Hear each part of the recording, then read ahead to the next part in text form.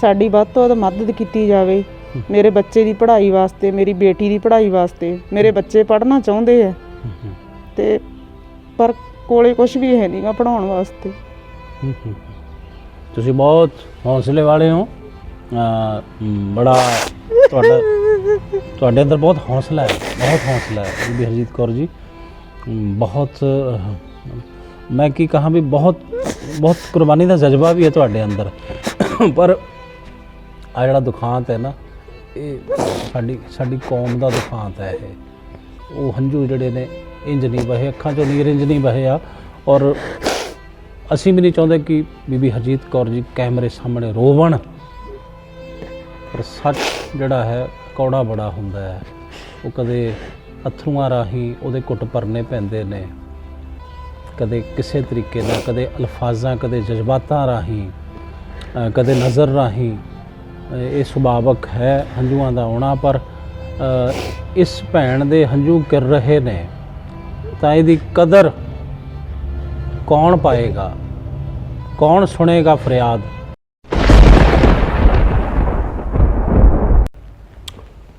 ਮੈਂ ਪਰਮਜੀਤ ਸਿੰਘ ਰਾਣਵਾ, ਤੁਸੀਂ ਦੇਖ ਰਹੇ ਹੋ ਗੁਰਬਾਣੀ ਅਖੰਡ ਬਾਣੀ। ਦੇਸ਼ ਵਿਦੇਸ਼ ਦੀਆਂ तमाम ਸੰਗਤਾਂ ਜੋ ਇਸ ਵਕਤ ਗੁਰਬਾਣੀ ਅਖੰਡ ਬਾਣੀ ਦੇਖ ਰਹੀਆਂ ਨੇ, ਸਾਨੂੰ ਵੇਖ ਰਹੀਆਂ ਨੇ, ਸਭ ਤੋਂ ਪਹਿਲਾਂ ਮੈਂ ਉਹਨਾਂ ਦਾ ਸਵਾਗਤ ਕਰਦਾ ਤਹਿ ਦਿਲੋਂ। ਔਰ ਗੁਰੂ ਦੀ ਬਖਸ਼ਿਸ਼ ਕੀਤੀ ਫਤਿਹ ਪ੍ਰਵਾਨ ਕਰਨੀ ਜੀ। ਵਾਹਿਗੁਰੂ ਜੀ ਕਾ ਖਾਲਸਾ, ਵਾਹਿਗੁਰੂ ਜੀ ਕੀ ਫਤਿਹ। ਔਰਤ, ਇੱਕ ਮਾਂ, ਇੱਕ ਭੈਣ, ਇੱਕ ਪਤਨੀ, ਇੱਕ ਧੀ, ਪਤਾ ਨਹੀਂ ਕਿੰਨੇ ਕਿੰਨੇ ਹੋਰ ਰਿਸ਼ਤੇ ਜੁੜਦੇ ਨੇ ਇੱਕ ਔਰਤ ਦੇ ਨਾਲ।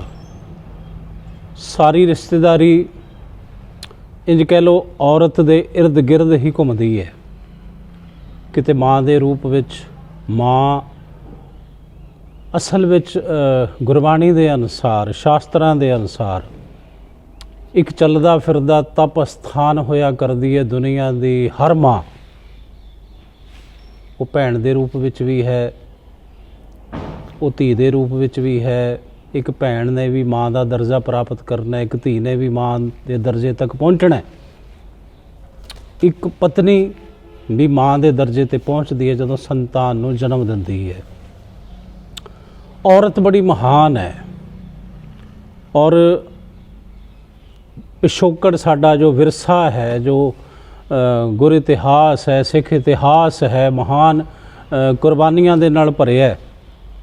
ਉਹ ਬੀਬੀਆਂ ਜਿਨ੍ਹਾਂ ਨੇ ਕੌਮ ਦੀ ਖਾਤਰ ਕੁਰਬਾਨੀਆਂ ਕੀਤੀਆਂ, ਸ਼ਹਾਦਤਾਂ ਪ੍ਰਾਪਤ ਕੀਤੀਆਂ। ਹਰ ਖੇਤਰ ਵਿੱਚ, ਭਾਵੇਂ ਉਹ ਧਾਰਮਿਕ ਖੇਤਰ ਹੈ, ਭਾਵੇਂ ਸਮਾਜਿਕ ਖੇਤਰ ਹੈ, ਰਾਜਨੀਤਿਕ ਖੇਤਰ ਹੈ, ਵਪਾਰਕ ਖੇਤਰ ਹੈ, ਵਿਦਿਅਕ ਖੇਤਰ ਹੈ, ਕਲਾ ਦਾ ਖੇਤਰ ਹੈ, ਕੋਈ ਵੀ ਖੇਤਰ ਹੈ, ਔਰਤ ਕਿਸੇ ਤੋਂ ਘੱਟ ਨਹੀਂ। ਇੱਕ ਐਸੀ ਹੀ ਬੀਬੀ ਔਰਤ ਜੋ ਇੱਕ ਮਾਂ ਦੇ ਦਰਜੇ ਨੂੰ ਵੀ ਪ੍ਰਾਪਤ ਹੈ, ਇੱਕ ਭੈਣ ਦਾ ਦਰਜਾ ਵੀ ਹੈ, ਉਸ ਦਾ ਪਤਨੀ ਦਾ ਦਰਜਾ ਵੀ ਹੈ, ਧੀ ਦਾ ਦਰਜਾ ਵੀ ਹੈ, ਜਿਹਨੇ ਆਪਣੀ ਜ਼ਿੰਦਗੀ ਦੇ ਵਿੱਚ ਪਤਾ ਨਹੀਂ ਕਿੰਨੇ ਉਤਾਰ ਚੜ੍ਹਾਅ ਵੇਖੇ। ਸੁਣ ਕੇ ਰੂਹ ਕੰਬ ਉੱਠਦੀ ਹੈ। ਆਓ ਉਸੇ ਭੈਣ ਤੋਂ, ਉਸੇ ਬੀਬੀ ਜੀ ਤੋਂ ਜਾਣਦੇ ਹਾਂ। ਮੇਰੀ ਮੁਰਾਦ ਹੈ ਬੀਬੀ ਹਰਜੀਤ ਕੌਰ ਜੀ ਜੋ ਮੇਰੇ ਨਾਲ ਨੇ ਇਸ ਵਕਤ। ਬੀਬੀ ਜੀ, ਸਭ ਤੋਂ ਪਹਿਲਾਂ ਵਾਹਿਗੁਰੂ ਜੀ ਕਾ ਖਾਲਸਾ, ਵਾਹਿਗੁਰੂ ਜੀ ਕੀ ਫਤਿਹ। ਵਾਹਿਗੁਰੂ ਜੀ ਕੀ ਫਤਿਹ। ਤੁਹਾਡੀ ਜ਼ਿੰਦਗੀ ਦੀ ਕਹਾਣੀ,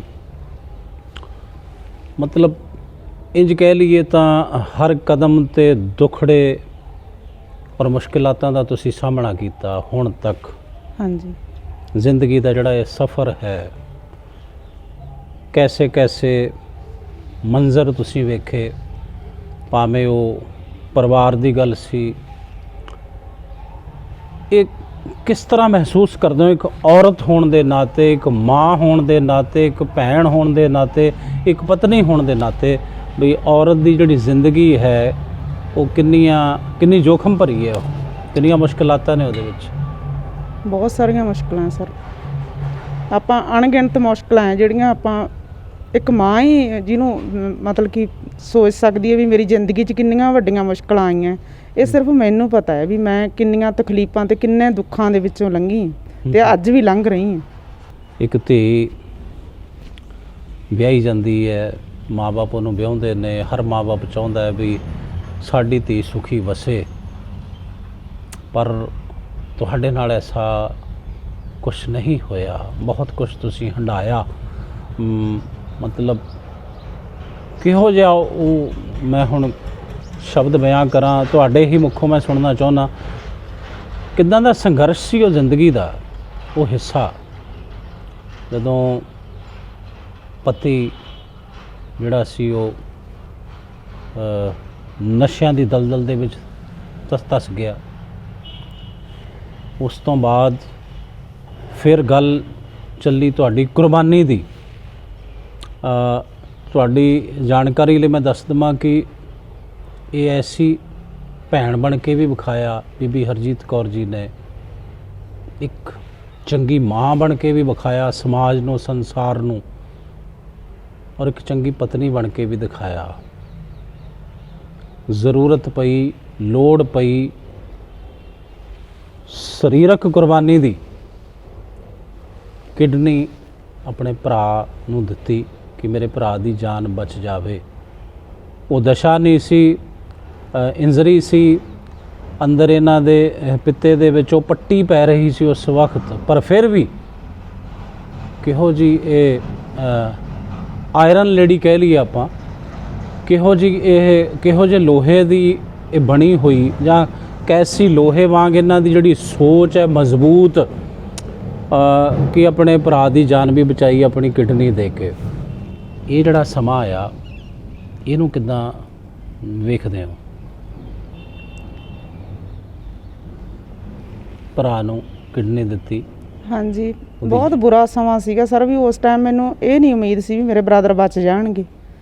ਬਸ ਮੈਨੂੰ ਇਹ ਸੀ ਵੀ ਚਾਹੇ ਕੁਝ ਵੀ ਹੋ ਜਾਵੇ। ਮੇਰੇ ਰਿਸ਼ਤੇਦਾਰਾਂ ਨੇ ਬਹੁਤ ਸਾਰਿਆਂ ਨੇ ਮੈਨੂੰ ਮਨਾ ਕੀਤਾ ਵੀ ਤੂੰ ਕਿਡਨੀ ਨਾ ਦੇ, ਪਰ ਉਸ ਦੇ ਬਾਵਜੂਦ ਵੀ ਮੇਰੇ ਪਤੀ ਨੇ ਵੀ ਮੇਰਾ ਪੂਰਾ ਸਾਥ ਦਿੱਤਾ ਵੀ ਕਿਡਨੀ ਦੇ ਦੇ। ਮੇਰੀ ਬੱਚੀ ਵੱਡੀ ਹੈ, ਉਹਨੇ ਵੀ ਮੇਰਾ ਸਾਥ ਦਿੱਤਾ ਵੀ ਤੂੰ ਕਿਡਨੀ ਦੇ ਦੇ ਮੰਮਾ।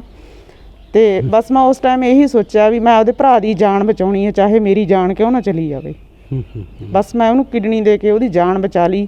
ਤੇ ਅੱਜ ਮੈਨੂੰ ਆਪਦੇ ਘਰ ਨਾਲੋਂ ਜ਼ਿਆਦਾ ਉਹਨਾਂ ਦੇ ਘਰੇ ਖੁਸ਼ੀਆਂ ਜਿਹੜੀਆਂ ਉਹ ਮੈਂ ਤੁਹਾਨੂੰ ਦੱਸ ਹੀ ਨਹੀਂ ਸਕਦੀ ਵੀ ਮੈਂ ਕਿਵੇਂ ਮਾਣ ਕਰਦੀ ਹਾਂ ਆਪਣੇ ਆਪ ਤੇ, ਵੀ ਹਾਂ ਮੈਂ ਕਿਸੇ ਲਈ ਕੁਝ ਕਰ ਸਕੀ। ਆਪਦੇ ਭਰਾ ਲਈ ਐਡੀ ਵੱਡੀ ਕੁਰਬਾਨੀ ਦੇ ਕੇ ਮੈਨੂੰ ਵੀ ਫਖਰ ਮਹਿਸੂਸ ਹੁੰਦਾ ਵੀ ਮੈਂ ਉਹਦੀ ਜਾਨ ਬਚਾਈ ਹੈ। ਅੱਜ ਉਹ ਸਹੀ ਸਲਾਮਤ ਹੈ। ਮੈਨੂੰ ਕੋਈ ਉਮੀਦ ਨਹੀਂ ਸੀਗੀ ਵੀ ਉਹ ਬਚ ਰਹੂਗਾ, ਪਰ ਫਿਰ ਵੀ ਮੈਂ ਇਹ ਸੋਚਿਆ ਵੀ ਮੈਂ ਮੇਰੇ ਬ੍ਰਦਰ ਨੂੰ ਕਿਡਨੀ ਦੇ ਕੇ ਉਹਦੀ ਜਾਨ ਬਚਾਤੀ। ਮੈਂ ਬਹੁਤ ਖੁਸ਼ੀ ਫਖਰ ਕਰਦੀ ਹਾਂ ਇਸ ਗੱਲ ਦੀ। ਭਰਾਵਾਂ ਆਪਣੇ ਭੈਣਾਂ ਜਿਹੜੀਆਂ ਨੇ ਭਰਾਵਾਂ ਦੇ ਗੁੱਟ 'ਤੇ ਰੱਖੜੀਆਂ ਬੰਨ੍ਹਦੀਆਂ ਨੇ, ਇੱਕ ਅੰਦਰ ਖਾਹਿਸ਼ ਹੁੰਦੀ ਹੈ, ਇੱਕ ਕਾਮਨਾ ਹੁੰਦੀ ਹੈ, ਇੱਛਾ ਹੁੰਦੀ ਹੈ ਕਿ ਮੇਰੇ ਵੀਰ ਦੀ ਚੜ੍ਹਦੀ ਕਲਾ ਹੋਵੇ, ਮੇਰਾ ਵੀਰ ਸੁਖੀ ਸਲਾਮਤ ਸਹੀ ਸਲਾਮਤ ਰਹੇ, ਤੰਦਰੁਸਤ ਰਹੇ। ਔਰ ਉਹ ਜਿਹੜਾ ਵੀਰ ਹੈ ਰੱਖੜੀ ਬਣਾਉਣ ਵਾਲਾ, ਬੇਸ਼ੱਕ ਗੁਰਮਤ ਦੇ ਨਾਲ ਇਹਦਾ ਕੋਈ ਸੰਬੰਧ ਨਹੀਂ, ਮੈਂ ਇੱਕ ਜਨਰਲ ਗੱਲ ਕਰ ਰਿਹਾ।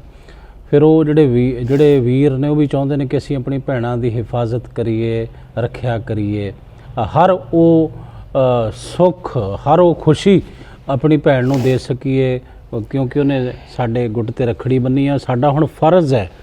ਪਰ ਇੱਥੇ ਗੱਲ ਉਲਟ ਹੋ ਗਈ।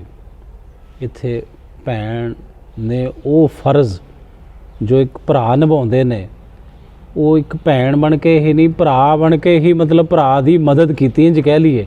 ਇਹ ਭੈਣ ਨੇ ਇੱਕ ਭਰਾ ਦਾ ਦਰਜਾ ਵੀ, ਭਰਾ ਦਾ ਫਰਜ਼ ਵੀ ਨਿਭਾਇਆ। ਬੜੀ ਮਤਲਬ ਹੈਰਾਨੀ ਹੋਈ ਮੈਨੂੰ ਇਹ ਗੱਲ ਸੁਣ ਕੇ, ਜਦੋਂ ਤੁਸੀਂ ਸਾਰਾ ਕੁਛ ਇਹ ਦੱਸਿਆ। ਭਰਾ ਦੀ ਜਿਹੜੀ ਹਿਫਾਜ਼ਤ ਹੋਈ, ਉਹਦੀ ਤੰਦਰੁਸਤੀ ਹੋਈ, ਅੱਜ ਉਹ ਚੜ੍ਹਦੀ ਕਲਾ ਵਿੱਚ ਹੈ ਬਦੌਲਤ ਤੁਹਾਡੀ ਇਸ ਕੁਰਬਾਨੀ ਦੇ। ਹਾਲਾਂਕਿ ਤੁਹਾਡੀ ਸਰੀਰਕ ਹਾਲਤ ਜਿਹੜੀ ਸੀ ਉਹ ਸਹੀ ਨਹੀਂ ਸੀਗੀ, ਆਪਰੇਸ਼ਨ ਤੁਹਾਡੀ ਕਿਡਨੀ ਦੇਣ ਦੇ ਮਤਲਬ ਕਾਬਲ ਨਹੀਂ ਸੀ, ਡਾਕਟਰ ਲੋਕਾਂ ਨੇ ਕਿਹਾ ਵੀ ਸੀ, ਪਰ ਤੁਸੀਂ ਫਿਰ ਵੀ ਰਿਸਕ ਲਿਆ ਆਪਣੀ ਜ਼ਿੰਦਗੀ ਦੇ ਉੱਪਰ। ਤੁਹਾਡਾ ਵੀ ਪਿੱਛੇ ਪਰਿਵਾਰ ਸੀ, ਬੇਟਾ ਹੈ, ਬੇਟੀ ਵਿਆਹੁਣ ਵਾਲੀ ਹੈ। ਹਾਂਜੀ ਹਾਂਜੀ ਸਾਰਾ ਖਤਰਾ ਮੁੱਲ ਲਿਆ ਹਾਂਜੀ ਇੱਕ ਭਰਾ ਦੀ ਖਾਤਰ। ਅਸਲ ਵਿੱਚ ਰਿਸ਼ਤੇ ਇਹ ਹੁੰਦੇ ਨੇ, ਅਸਲ ਵਿੱਚ ਰਿਸ਼ਤੇ ਇੰਜ ਨਿਭਾਏ ਜਾਂਦੇ ਨੇ।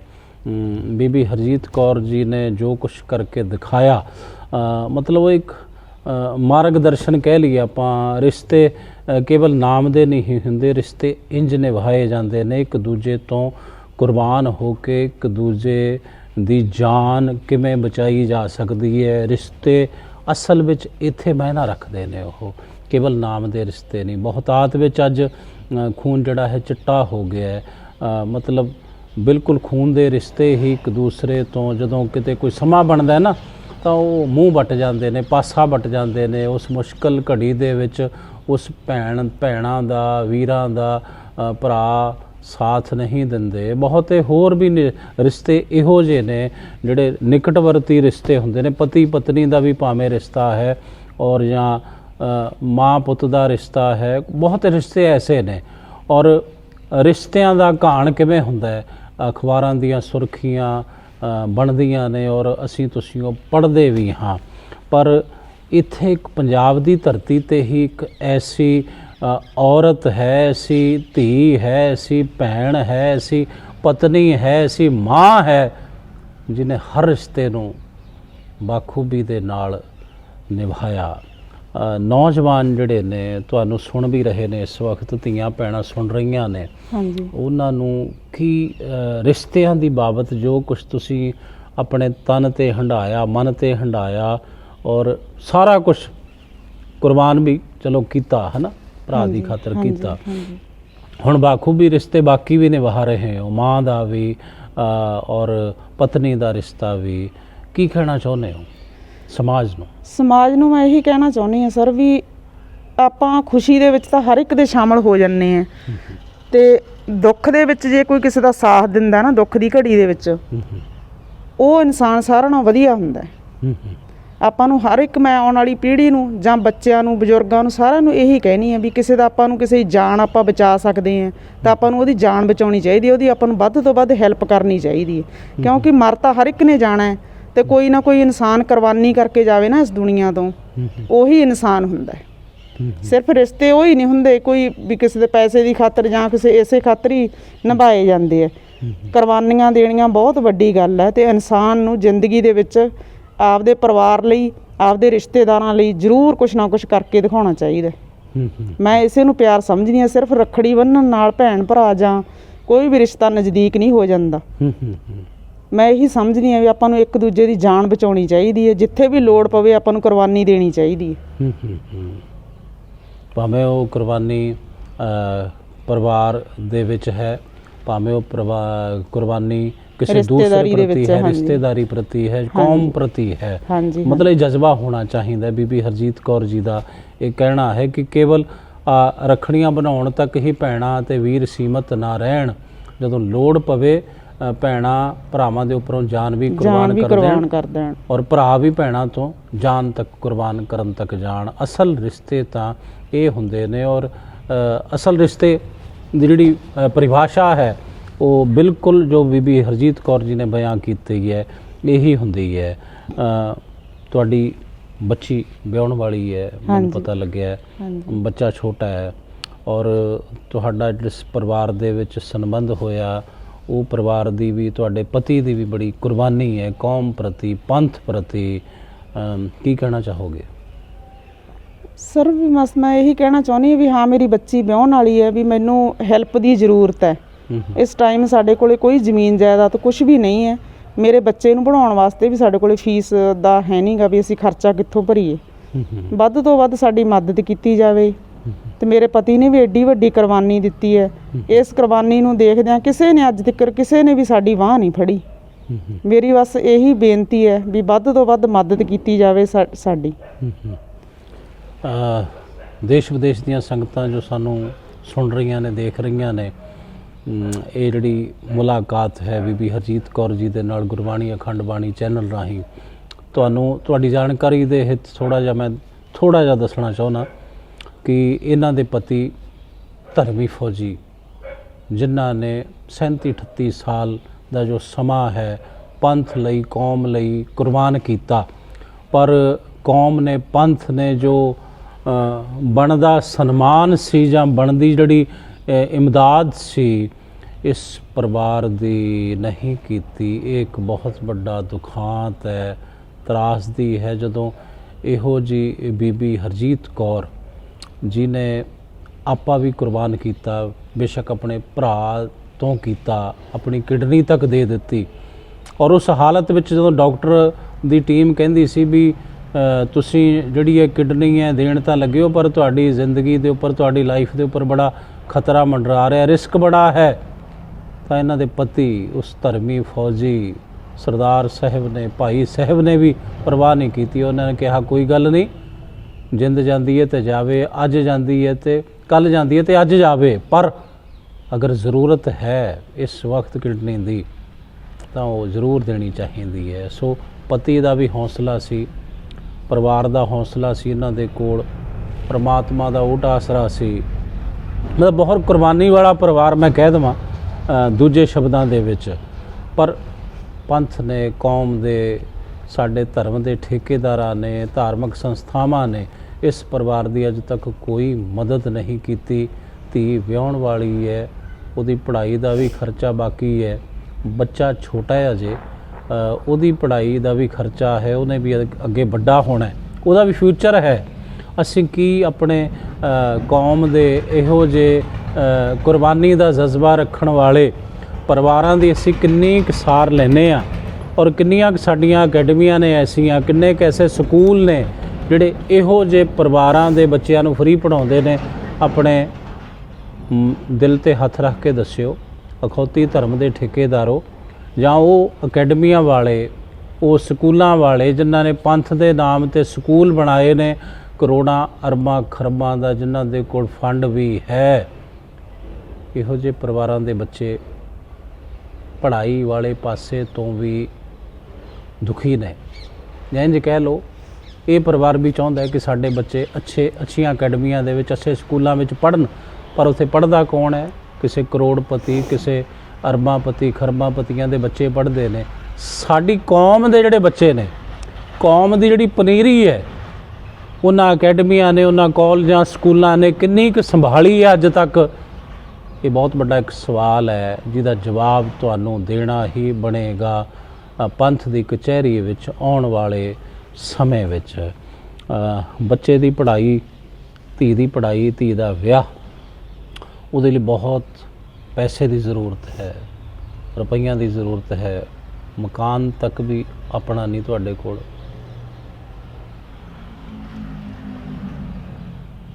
ਹਾਂਜੀ, ਬਸ ਮੈਂ ਇਹੀ ਕਹਿਣੀ ਆ ਵੀ ਸਾਡੀ ਵੱਧ ਤੋਂ ਵੱਧ ਮਦਦ ਕੀਤੀ ਜਾਵੇ ਮੇਰੇ ਬੱਚੇ ਦੀ ਪੜ੍ਹਾਈ ਵਾਸਤੇ, ਮੇਰੀ ਬੇਟੀ ਦੀ ਪੜ੍ਹਾਈ ਵਾਸਤੇ। ਮੇਰੇ ਬੱਚੇ ਪੜ੍ਹਨਾ ਚਾਹੁੰਦੇ ਹੈ ਤੇ ਪਰ ਕੋਲੇ ਕੁਝ ਵੀ ਹੈ ਨਹੀਂਗਾ ਪੜ੍ਹਾਉਣ ਵਾਸਤੇ। ਤੁਸੀਂ ਬਹੁਤ ਹੌਸਲੇ ਵਾਲੇ ਹੋ, ਬੜਾ ਤੁਹਾਡੇ ਅੰਦਰ ਬਹੁਤ ਹੌਸਲਾ ਹੈ, ਬਹੁਤ ਹੌਸਲਾ ਹੈ ਬੀਬੀ ਹਰਜੀਤ ਕੌਰ ਜੀ। ਬਹੁਤ ਮੈਂ ਕੀ ਕਹਾਂ ਵੀ ਬਹੁਤ ਕੁਰਬਾਨੀ ਦਾ ਜਜ਼ਬਾ ਵੀ ਹੈ ਤੁਹਾਡੇ ਅੰਦਰ।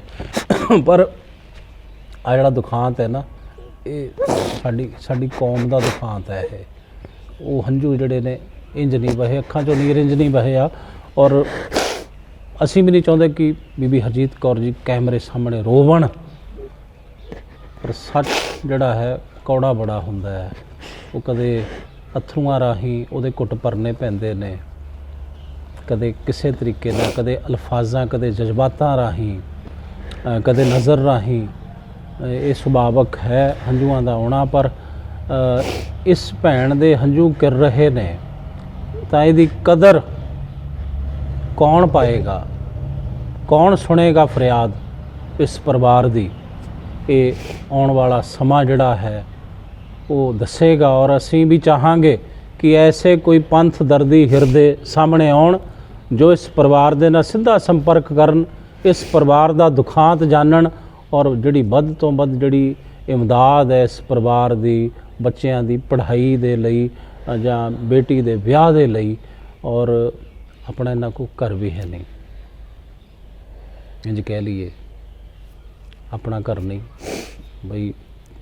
4 ਬਿਸਵੇ ਜਗ੍ਹਾ ਲੈ ਕੇ ਕੋਈ ਆਪਣਾ ਮਕਾਨ ਵੀ ਖੜਾ ਕੀਤਾ ਹੋਵੇ ਇਸ ਪਰਿਵਾਰ ਨੇ, ਇਹ ਵੀ ਇੱਕ ਬਹੁਤ ਵੱਡਾ ਦੁੱਖ ਹੈ, ਦਰਦ ਹੈ। ਬੇਸ਼ੱਕ ਅਣਗਿਣਤ ਪਰਿਵਾਰ ਐਸੇ ਹੋਣਗੇ, ਪਰ ਜਿਸ ਪਰਿਵਾਰ ਦੀ ਜਿਹੜੀ ਕੁਰਬਾਨੀ ਹੈ ਕੌਮ ਪ੍ਰਤੀ, ਪੰਥ ਪ੍ਰਤੀ ਹੋਈ ਹੋਵੇ ਤੇ ਪੰਥ ਨੇ ਉਹਦੀ ਅਜੇ ਤੱਕ ਕੋਈ ਸਾਰ ਨਾ ਲਈ ਹੋਵੇ, ਔਰ ਗੁਰਬਾਣੀ ਅਖੰਡ ਬਾਣੀ ਚੈਨਲ ਪਹਿਲਾ ਚੈਨਲ ਹੈ ਜਿਹੜਾ ਇਸ ਪਰਿਵਾਰ ਦੇ ਦੁੱਖ ਦਰਦ ਨੂੰ ਅੱਜ 37 ਸਾਲਾਂ ਬਾਅਦ ਤੁਹਾਡੇ ਤੱਕ ਪਹੁੰਚਾ ਰਿਹਾ ਹੈ। ਇਹ ਸਾਡੇ ਮੀਡੀਆ ਦਾ ਵੀ ਜੋ ਫਰਜ਼ ਬਣਦਾ ਸੀ, ਅਸੀਂ ਆਪਣੇ ਫਰਜ਼ ਤੋਂ ਕਾਫੀ ਥੜਕੇ ਹੋਏ हैं। ਜਿਹੜੇ ਪੰਥਕ ਚੈਨਲ ਨੇ, ਮੈਂ ਉਹਨਾਂ ਦੀ ਗੱਲ ਕਰ ਰਿਹਾ, ਜੋ ਗੋਦੀ ਮੀਡੀਆ ਹੈ, ਜੋ ਵਿਕਾਊ ਮੀਡੀਆ ਹੈ, ਮੈਂ ਉਹਨਾਂ ਦੀ ਗੱਲ ਹੀ ਨਹੀਂ ਕਰਦਾ। ਜਿਹੜੇ ਆਪਣੇ ਆਪ ਨੂੰ ਪੰਥ ਦਰਦੀ, ਪੰਥ ਹਿਤੈਸ਼ੀ ਚੈਨਲ ਅਖਵਾਉਣ ਵਾਲੇ ਨੇ, ਮੈਂ ਗੱਲ ਉਹਨਾਂ ਦੀ ਕਰਦਾ ਹਾਂ। ਤੁਸੀਂ ਰੋਣਾ ਨਹੀਂ, ਬਹੁਤ ਪੰਥ ਦੇ ਅੰਦਰ ਬੜਾ ਦਰਦ ਰੱਖਣ ਵਾਲੀਆਂ ਸੰਗਤਾਂ ਨੇ। ਤੁਹਾਡਾ ਇਹ ਦਰਦ, ਤੁਹਾਡੀ ਇਹ ਵੇਦਨਾ, ਤੁਹਾਡੀ ਇਹ ਪੀੜਾ ਉਹ ਮਹਿਸੂਸ ਕਰ ਰਹੇ ਨੇ, ਜਿੱਥੇ ਅਸੀਂ ਮਹਿਸੂਸ ਕਰਦੇ ਹਾਂ। ਆਪਣੇ ਚੈਨਲ ਵੱਲੋਂ ਕੋਸ਼ਿਸ਼ ਕੀਤੀ ਗਈ ਕਿ ਜਿਹੜਾ ਚਿਹਰਾ ਹੈ ਕੁਛ ਅਸੀਂ ਇਸ ਤਰੀਕੇ ਨਾਲ ਤੁਹਾਡੇ ਸਾਹਮਣੇ ਹਜੇ ਨਾ ਲਿਆ ਸਕੀ, ਇਸ ਲਈ ਥੋੜ੍ਹਾ ਮੂੰਹ ਦਾ ਕੱਢਣਾ ਜਿਹੜਾ ਸੀ ਜ਼ਰੂਰੀ ਸੀ, ਉਹ ਅਸੀਂ ਚੈਨਲ ਵੱਲੋਂ ਹੀ ਇਹਨਾਂ ਨੂੰ ਬੇਨਤੀ ਕਰ ਦਿੱਤੀ ਸੀ। ਪਰ ਜਦੋਂ ਤੁਸੀਂ ਇਸ ਪਰਿਵਾਰ ਨੂੰ ਮਿਲੋਗੇ, ਮਿਲ ਕੇ ਸਾਰਾ ਦੁੱਖ ਦਰਦ ਜਾਣੋਗੇ ਇਸ ਇੰਟਰਵਿਊ ਤੋਂ ਬਾਅਦ, ਤਾਂ ਤੁਹਾਨੂੰ ਬਿਲਕੁਲ ਸਾਰਾ ਦੁੱਧ ਦਾ ਦੁੱਧ, ਪਾਣੀ ਦਾ ਪਾਣੀ ਤੁਹਾਡੇ ਸਾਹਮਣੇ ਹੀ ਹੋਵੇਗਾ। ਸੋ ਆਪਣੇ ਵੱਲੋਂ ਫੇਰ ਬੇਨਤੀ ਕਰਦੇ ਹਾਂ ਹੱਥ ਜੋੜ ਕੇ ਦੇਸ਼ ਵਿਦੇਸ਼ ਦੀਆਂ ਤਮਾਮ ਸਿੱਖ ਸੰਗਤਾਂ ਨੂੰ, NRI ਵੀਰਾਂ ਨੂੰ, ਕਿ ਆਓ ਆਪਣਾ ਫਰਜ਼ ਜਿੱਥੇ ਤੁਸੀਂ ਬਾਖੂਬੀ ਪਛਾਣਦੇ ਹੋ, ਪਛਾਣਿਆ ਵੀ ਹੈ। ਬਹੁਤ ਪਰਿਵਾਰ ਐਸੇ ਨੇ ਜਿਹੜੇ ਅਜੇ ਵੀ ਤੁਹਾਡੀ ਉਸ ਮਦਦ ਤੋਂ ਲਾਂਭੇ ਰਹਿ ਚੁੱਕੇ ਨੇ, ਜਾਂ ਤੁਹਾਡੀ ਨਜ਼ਰ ਹੇਠ ਉਹ ਆਏ ਨਹੀਂ, ਜਾਂ ਤੁਹਾਡੀ ਨਜ਼ਰ ਹੇਠ ਕਿਸੇ ਚੈਨਲ ਨੇ, ਕਿਸੇ ਮੀਡੀਆ ਨੇ ਅੱਜ ਤੱਕ ਇਹਨਾਂ ਪਰਿਵਾਰਾਂ ਨੂੰ ਲਿਆਂਦਾ ਹੀ ਨਹੀਂ। ਬੀਬੀ ਜੀ, ਅਖੀਰ ਵਿੱਚ ਕੁਝ ਕਹਿਣਾ ਚਾਹੋਗੇ? ਹਾਂਜੀ, ਬਸ ਮੈਂ ਇਹ ਕਹਿਣਾ ਚਾਹੁੰਦੀ ਹਾਂ ਵੀ ਵੱਧ ਤੋਂ ਵੱਧ ਮਦਦ ਕਰੋ ਸਭ ਦੀ। ਜਿੱਥੇ ਕਿਸੇ ਨੂੰ ਲੋੜ ਹੈ ਉਹਦੀ ਵੱਧ ਤੋਂ ਵੱਧ ਮਦਦ ਕੀਤੀ ਜਾਵੇ, ਖਾਸ ਕਰਕੇ ਗਰੀਬ ਗੁਰਬਿਆਂ ਦੀ, ਜਿਨ੍ਹਾਂ ਦੇ ਬੱਚੇ ਪੜ੍ਹਨਾ ਚਾਹੁੰਦੇ ਹੈ। ਹੁਣ ਮੇਰੇ ਬੱਚੇ ਪੜ੍ਹਨਾ ਚਾਹੁੰਦੇ, ਕੀ ਕਰੀਏ ਵੀ ਸਾਡੇ ਕੋਲੇ ਪੜ੍ਹਾਉਣ ਨੂੰ ਕੁਛ ਹੈ ਨਹੀਂ, ਕਿਵੇਂ ਪੜ੍ਹਾਈਏ ਉਹਨਾਂ ਨੂੰ? ਘਰ ਦਾ ਗੁਜ਼ਾਰਾ ਵੀ ਚਲਾਉਣਾ ਮੁਸ਼ਕਿਲ ਹੈ। ਇਸ ਕਰਕੇ ਜਿਹੜੇ ਬੱਚੇ ਪੜ੍ਹਨਾ ਚਾਹੁੰਦੇ ਉਹਨਾਂ ਦੀ ਵੱਧ ਤੋਂ ਵੱਧ ਮਦਦ ਕੀਤੀ ਜਾਵੇ। ਜਿੱਥੇ ਕਿਸੇ ਨੂੰ ਕੋਈ ਵੀ ਹੈਲਪ ਦੀ ਜ਼ਰੂਰਤ ਹੈ, ਹੈਲਪ ਕੀਤੀ ਜਾਵੇ ਵੱਧ ਤੋਂ ਵੱਧ। ਸੋ ਇਹ ਦੁਖਾਂਤ ਤੇ ਦਰਦ, ਇਹ ਪੀੜਾ, ਇਹ ਵੇਦਨਾ, ਇਹ ਤਰਾਸਦੀ ਸਾਡੀ ਹੀ ਕੌਮ ਦੇ ਅੰਦਰ ਬਹੁਤ ਸ਼ਹੀਦ ਪਰਿਵਾਰਾਂ ਦੀ ਵੀ ਹੈ। ਐਸੇ ਜਜ਼ਬੇ ਵਾਲੇ ਪੰਥ ਹਿਤੈਸ਼ੀ, ਪੰਥ ਦਰਦੀ ਪਰਿਵਾਰਾਂ ਦੀ ਐਸੀਆਂ ਇੱਕ ਨਹੀਂ ਅਣਗਿਣਤ ਉਦਾਹਰਨਾਂ ਅਸੀਂ ਤੁਹਾਡੇ ਰੂਬਰੂ ਕਰ ਸਕਦੇ ਹਾਂ ਆਪਣੇ ਇਸ ਚੈਨਲ ਰਾਹੀਂ, ਗੁਰਬਾਣੀ ਅਖੰਡ ਬਾਣੀ ਚੈਨਲ ਰਾਹੀਂ। ਸੋ ਬਹੁਤ ਬਹੁਤ ਧੰਨਵਾਦ ਬੀਬੀ ਜੀ, ਗੁਰਬਾਣੀ ਅਖੰਡ ਬਾਣੀ ਨੂੰ ਸਮਾਂ ਦੇਣ ਲਈ। ਵਾਹਿਗੁਰੂ ਜੀ ਕਾ ਖਾਲਸਾ, ਵਾਹਿਗੁਰੂ ਜੀ ਕੀ ਫਤਿਹ।